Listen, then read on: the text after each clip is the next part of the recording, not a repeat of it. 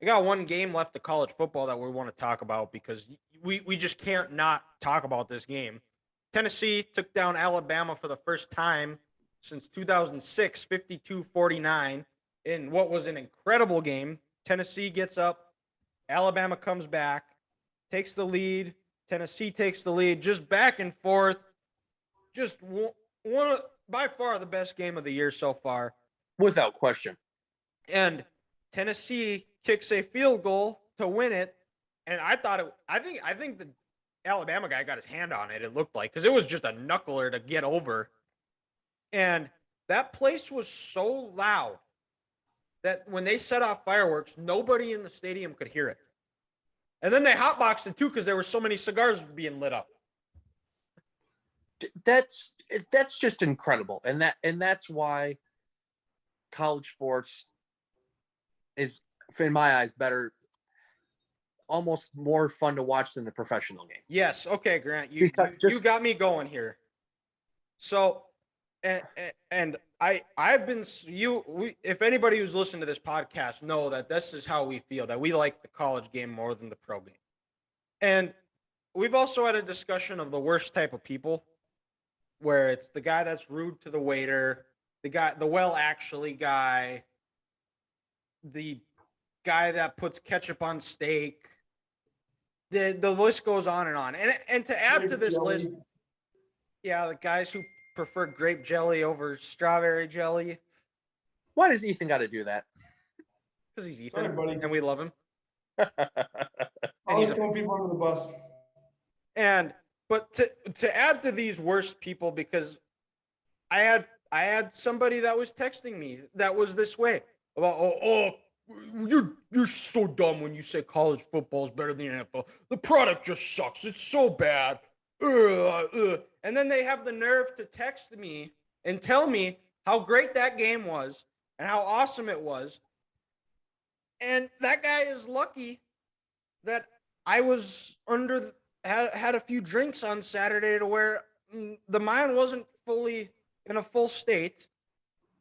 And if I was, I would have went off on it. Like, oh, no. You don't get to tell me how great this game is because you tell me how college football sucks. Oh, I hate college football. I don't know how you can watch it for 8 hours on a Saturday because of games like that. Because Alabama has had Tennessee, the SEC's number for the past however long Nick Saban's been there. Like 16 years. Everybody puts everything into beating them. And when it finally happens, you get all the pageantry. You got Hendon Hooker hugging his mom, crying. Or last year when Texas A&M beat Alabama. The kicker, they show family. Yes. The pageantry, the passion that those fans have, and the effort, and because they're not playing for money or anything like that. They're playing for the love of the game and because they love the school and the tradition that the school they play for has. That's why college football is so much better. Because these NFL guys, I like the NFL too, but they're playing for a paycheck. Let's call a spade a spade. You don't get those crowds. You just don't. And I don't want to sit here and listen to NFL is better than you snob try to tell me how great it was. Yeah, I know. I watch college football every Saturday. There's usually one similar to that happens every week. And then, Dylan, to add to your point, how Tennessee had 16 years of built-up aggression and just frustration coming out in this loss. The same could be said last year when Georgia beat Alabama in the title game.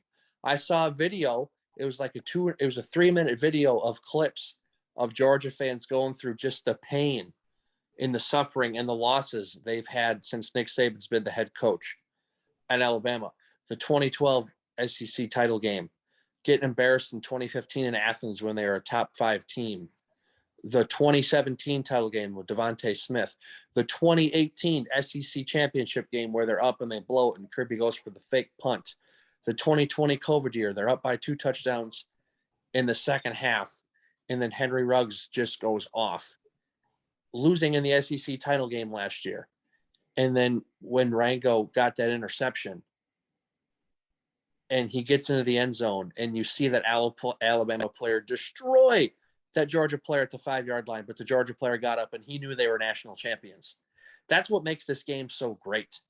You have 10, 15, 20 years of just aggression and heartbreak that comes out in an instant, and you don't know what it's going to do. Those Tennessee fans didn't think, hey, you know what? Let's tear down 2 goalposts and throw them in the Tennessee River after this game. It just happened organically because this college game is so great. And it was so fun to see. And this is what college football needs. College football needs some new life, some new blood in there.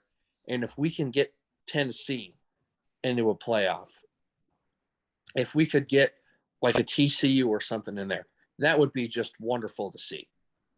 Because we can't keep having these same teams over in the playoff over and over and over again. It's like Aaron Rodgers said, how can you not be romantic about football? And Saturday, how could you not be romantic about Knoxville, Tennessee, and Rocky Top? It just means more.